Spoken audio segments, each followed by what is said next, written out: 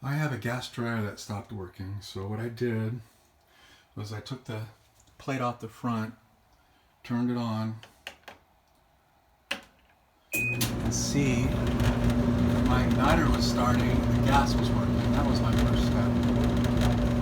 And the igniter is on the right there on the left. It should start glowing any minute. And it's not because I just had it on. Here we go.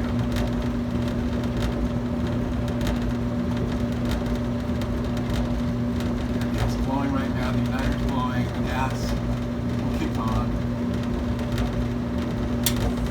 Okay, so when I first looked at it, everything looked fine. But after about 30 seconds, it shut off and it stayed off. Well, I'm going to shut it off right now manually.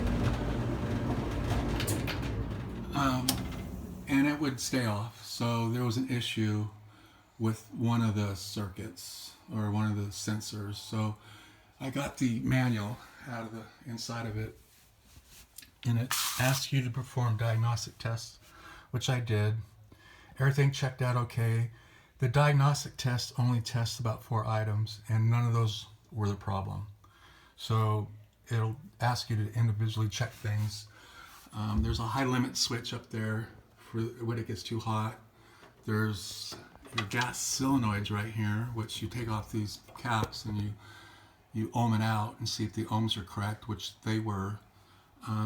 There's some sensors up here. This is your thermo fuse, and this is your thermistor.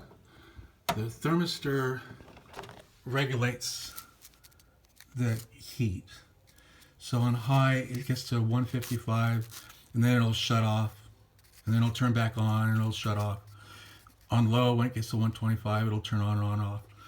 So I didn't know this before, but on gas heaters, they're on or off. So I always thought it just was on a little bit of gas, that would be low, and high gas would be high, but no, it's always on high. So the gas comes out on high. When it gets to these temperatures, that thermistor will shut it off at 105 or 140, and it'll just cycle. So it cycles quite a bit, especially if you're on low. So be aware of that, because when I first looked at it, it cycled, and I actually waited for a couple of minutes. It never cycled back on, so I knew something was wrong. So the thermistor, the thermal fuse, which goes up there in that little hole, which is right here. It's just a little piece of plastic. It checked out at 0.5 ohms. It's supposed to be a closed circuit, which 0.5 ohms is pretty much a closed circuit. Meters are a little off, so that could really be a point 2 or something, which is basically a closed circuit. So that checked out. It worked, according to the manual, it checked out. Actually, after 3 steps, it tells you to replace the control module. And I didn't want to do that. $250. So also the thermostat, I checked the thermostat, it's 10K at around 70 degrees. That's what it's supposed to be, 10K. I checked it at these temperatures and it checked out fine, so the thermistor is okay. One time after it got hot, I checked the thermal fuse again, and it was actually an open circuit, which means there was no connection. Right now it's at 9K. It's acting really weird. If you move it around, you can get it back down to 0. So now it's a closed circuit and everything works fine. And that's what it was doing.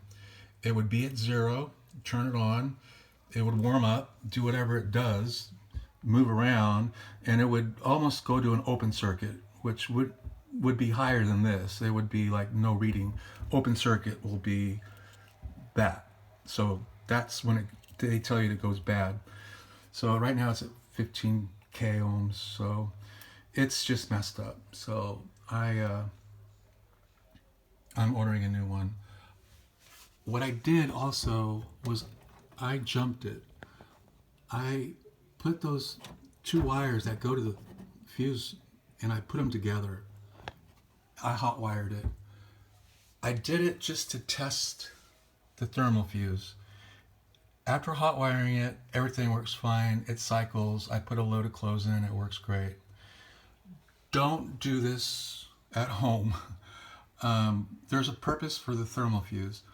When your system gets really hot, that thermal fuse will shut down at around 190 degrees and let you know that there's a problem either in your venting system, or there's lint, your exhaust system, which this pretty much is. This sucks your lint in from your dryer, goes through a fan, goes through this box, goes out the back to your vent and outside.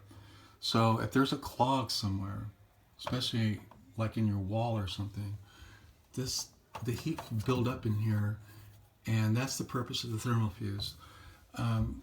Shuts off at 190, 200 degrees, so your clothes don't burn and in turn burning your house down or killing somebody. So you really only want to hot wire that thermal fuse just to test to see if it is your thermal fuse. So I'm not going to leave this hooked up like this, because if there's something else wrong, it'll go bad. There isn't, but I'm still going to disconnect it. I got the part on order. I'll have it in 2 days. So that was the problem with this dryer. I hope it helps other people figure this out, because like I said, it wants me to buy a whole new control panel, and I didn't want to do that. All right, hope this helped. Thanks, bye.